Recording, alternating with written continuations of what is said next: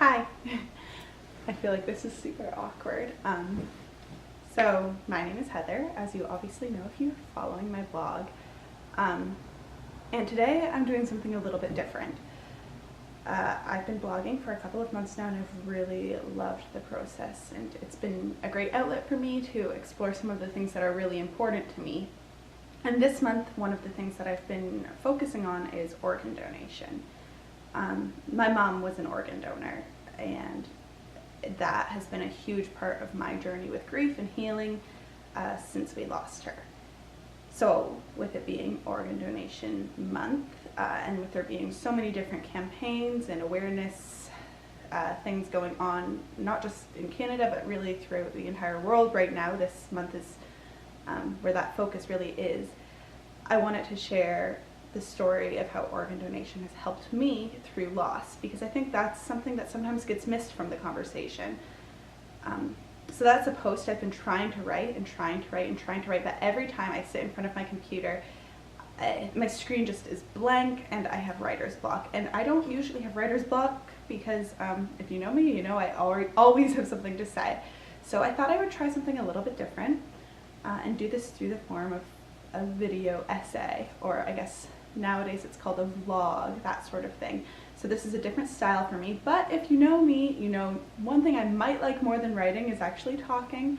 So I'm hoping I'm able to convey the message a little more effectively this way. So to begin, I actually have some notes as well because I didn't want to miss anything. I don't want to go too far into depth with basically how my mom died as a whole, because really that day, I think suffice it to say, it was the worst day of my life. But that's not what this message is about. That day was horrendous, and I wouldn't wish it on anyone. For anybody out there who's actually ever experienced a real worst day of my life, and I'm not talking about like you get into a little fender bender or you do badly on a test, I'm talking about an actual worst day of my life, like one that you look back on and you wonder how bad things would have to be to top it. That was my day on May 3rd in 2014, and that was the day my mom died. But in that day, we were also given a miracle through organ donation, and that's what I want to talk about today. You'll also notice I'm actually wearing, it's Green Shirt Day, April 7th. I'm probably going to try to post this today, so it might not actually be Green Shirt Day when this gets posted, but I'll try. So my aunt Peggy, is the librarian at the high school in Humboldt, Saskatchewan. And if you follow the news, or basically if you live in Canada, I'm sure you heard about the tragedy last year that happened in Humboldt with the Humboldt Broncos hockey team and the bus accident. And one of the young men who was unfortunately killed in that accident was an organ donor, and these shirts are basically a part of a fundraiser celebrating the Logan Boulet effect, they're calling it, because when he was an organ donor, the way that impacted lives really kind of caught on in the media, and there was a lot of attention given to it, which is amazing because it really did inspire a lot of people to sign up as organ donors, which really is important and really what is needed across Canada right now, that kind of engagement. So my aunt Peggy sent me this shirt, which I really appreciate. Thank you. Shout out Peggy. Because I'm a huge believer that we all need to be not just like signing a card and tossing it in our wallet and never thinking about it again, but I think we need to be talking about organ donation because it really is something that connects all of us. And God forbid you ever have, like I said, a worst day of your life and you're in that situation. Having had the conversation with your loved one beforehand and knowing those wishes, it might just give you a little bit of hope on that very worst day. So what I want to talk about, sorry, like I said, new format for me, I needed to refer to my notes for sure. So yeah, I'm going to start basically with the moment that organ donation kind of came into my periphery in a way that it never had before. So of course I've thought about organ donation throughout my life, like most people. I've heard about it, you see the kind of commercials and that sort of thing. But I think my perception of organ donation was very much focused on the recipients, which is a good thing because that's where the stories of hope are generally told. That's where it can be really inspiring and really heartwarming in a way, I guess. But I've never really thought about the impact that it has on the families of the donors themselves. So that's where, for me, my whole perspective changed when I was in the hospital that day. And the first doctor said to me very clearly, like he was really, really clear, which I think they want to avoid confusion or giving you false hope. He was very clear, basically saying, we will keep your mother's body alive on life support and all the machines and stuff, but you need to understand it is not for her. She will not recover. There is no chance. This is in case you choose to do organ donation. And at the time, my brother and sister hadn't got to the hospital yet, and I hadn't actually told them specifically how bad it was, because when I called them, I kind of danced around it. I told them it was an emergency situation. Please get to the hospital right away. They both lived out of town, so they both had to drive. But I didn't want to say over the phone how awful it was. Also, at that time, it was still kind of vague. So my brother and sister didn't know how bad it was. It wasn't a decision I wanted to make by myself. Even though I knew they would agree with me, like it wasn't a doubt in my head, I still felt like obviously they needed to be involved in that. So I said to the doctor, okay, keep her on the machines, wait until my brother and sister get here. And at this point, it was weird, like I hadn't cried. I wasn't I was like so in control. I was just like very step A first, step B second. But then my brother and sister did arrive at the hospital a couple of hours later, and together we all agreed that, of course, that if it was going to be our worst day of our life, that was kind of what, there would be some sort of purpose or beauty in that awful moment for us. So that's when I learned how complex the organ donation process is, because it's not like you say yes and then they're just like, okay, bye. It takes a long time. So they had to run so many tests, and like they're not going to take somebody's organs out of their body without being 100% certain. And I think sometimes I should never read comment sections online, but sometimes I do, and people can be so ignorant, unfortunately. I think we've all witnessed that. And I've read comments of people saying they won't sign their donor card because they're scared doctors will take their organs, basically, when there's a chance of recovery. That's not going to happen. They ran so many tests and had multiple doctors' opinions to confirm that there was no chance. But it took a long time, and then basically by the time, like I got to the hospital around 2 o'clock in the afternoon, and by the time like it was confirmed, it was probably like 2 in the morning or so. So that was a very, very long time. And they basically, so a social worker came in, and it was like pretty certain before that 2 o'clock in the morning, but it's not 100% certain. So they asked me if I wanted to start basically the paperwork earlier, and I said, no, I'm not ready to start the paperwork until it's 100% certain. So once it was, I was sitting there in the hospital, like I hadn't showered. It was like, it was just such a mess of a day anyway, like, and I was sitting there at 2 o'clock in the morning in the hospital. My boyfriend at the time, not my fiance, and my best friend Olivia were both by my side, and the social worker and my brother and sister were there too, and the social worker walked us through a series of questionnaires and forms, and you have to answer so many intimate details about this person, your loved one who is dead, but not, because they're on machines.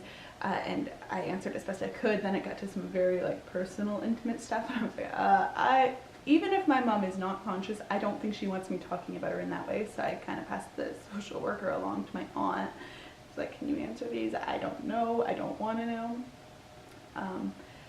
And then once all that was done, it was just a waiting game, because they have to make all of the matches, coordinate like the transportation of the organs and everything. So that's when it got tricky, because I was sitting there in the hospital room with my mom, and she was laying on the bed, and like she was breathing, and I was sitting there, and I'd reach out and I'd hold her hand, and that was my mom. But like she wasn't there, and we knew, like I knew, like my grieving process had already begun, because I knew she was gone, but like she wasn't, she was there, and that was so bizarre to me. Sorry, I think I'm getting off track. But when the time finally did come for the harvesting, which I think is like a terrible word, but whatever, It's not my place to choose medical terminology, but when it came time for that, it's the person you love is laying there, and like you've been praying for miracles, of course, and like they're not coming, and you know that, okay, maybe this is the miracle. It's not the miracle I wanted, but it's somebody else's miracle. It's multiple somebody else's miracles. But it's weird, and it's really unnerving to watch your like mom laying there breathing, alive but not alive. She's like sleeping, and you're holding her hand. And I went in there, and that morning, they took her into the OR probably around like 7 o'clock, 8 o'clock in the morning. I can't remember specifically.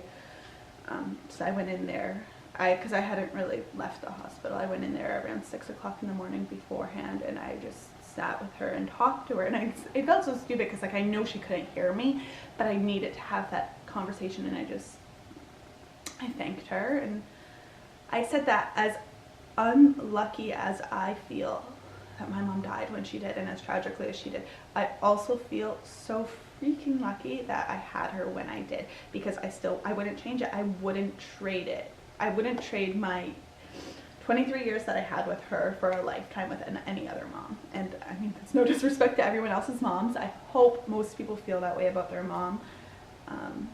But I loved her so much, and she was the mom that was meant to be mine.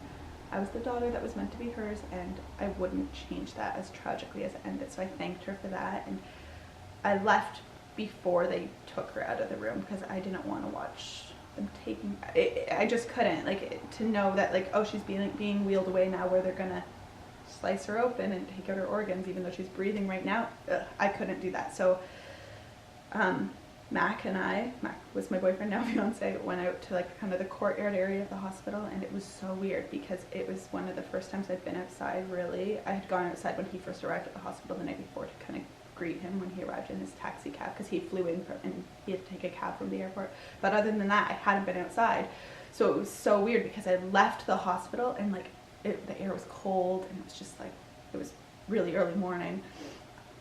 And it's like I had walked into the hospital one person, and suddenly I was walking out, and there was this fresh air, and it was like, oh my God, the world still exists out here. And I wasn't prepared for that. It was so awful and so tragic. But then that notion that, oh my gosh, there are families just like ours. There's probably a daughter just like me somewhere in Canada who is feeling the exact opposite of what I'm feeling right now because of this gift. That got me through. And then a few days later, when we had her funeral, I did the eulogy, and I tried to really make that kind of the ultimate message of it, because I looked into our very full church of people who were mourning her and like missing her already, and I looked around and I said, this is an amazing community that's come together and is grieving this loss, but there's communities just like this who are rejoicing their gift that came because of our loss. So no, you don't want to go through loss, obviously, but if there can be such a beautiful gift in it, oh my goodness, I can't think of anything more healing to get you through that time. I've definitely gone off on a tangent now. What else did I want to say about this? Oh yeah, okay, so one thing I do want to address too is I feel like there's sort of this symmetry of it, and obviously like this is just me being a writer and always trying to kind of frame a narrative around things that happen in my life, but when I think of my mom and I think of her legacy, she was a mom. She was a mama first. She loved being a mom. It was like her highest calling. And so she gave life. She nurtured us. She gave life, birthed us, and then nurtured us our whole lives long. And in her death, she gave life again. And I just think that's kind of beautiful, that symmetry. And I think it's how she'd want to be remembered too. So that to me has always been really powerful throughout this process. So what I really do want, I guess, from this video, what my goal is to share that basically you love your loved ones, obviously.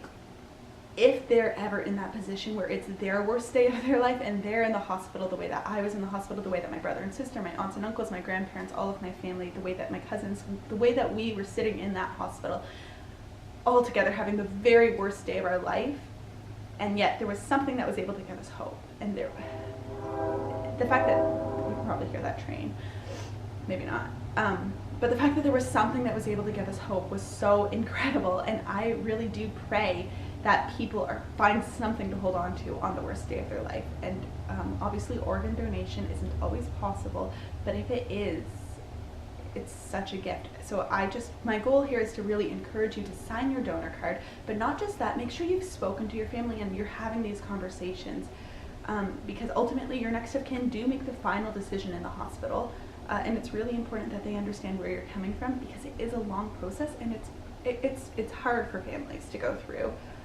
And I'm so grateful to the staff at the hospital for being so good to us and like really walking me through it step by step.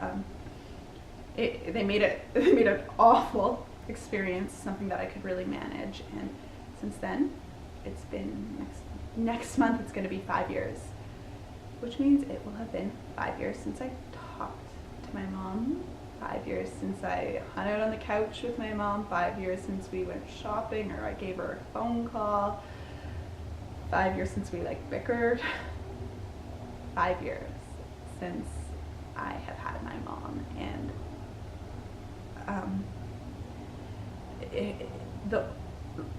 having had her in my life was the best gift I could imagine. Like, having had her as a mom is everything I could possibly ask for in this process, but the next best gift is knowing that she was able to leave that legacy of giving life, and that is so healing for me.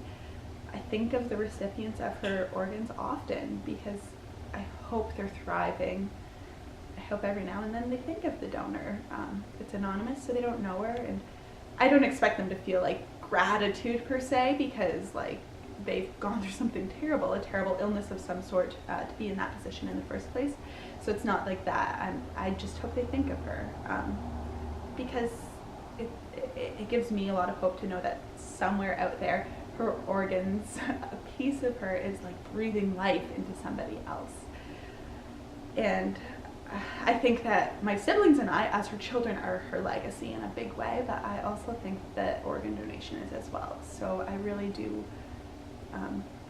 try to make that a part of the stories I share, because I think it's an important part of remembering and honoring her. So it's Organ Donation Month. Today is Green Shirt Day, so if you're not wearing green, change, put on a green shirt, talk to your family, sign your card, and remember that it really is something that connects us all. There's like such a cool symmetry to it. Somebody has the worst day of their life and somebody else has the greatest gift. It's something they've been praying or like hoping or wishing for. It's pretty amazing, and it's awful but beautiful all at the same time. So I feel like this has been probably not super coherent because I've been a little bit all over the place. I tried to stay on track, but my main message here is that I really want to share the story of my mom, because I think it deserves to be told. And if this isn't super awkward, maybe I'll do a couple of more blog posts via video essay, or however we want to phrase it. Thank you so much for listening. I appreciate it. And go sign your donor card, please.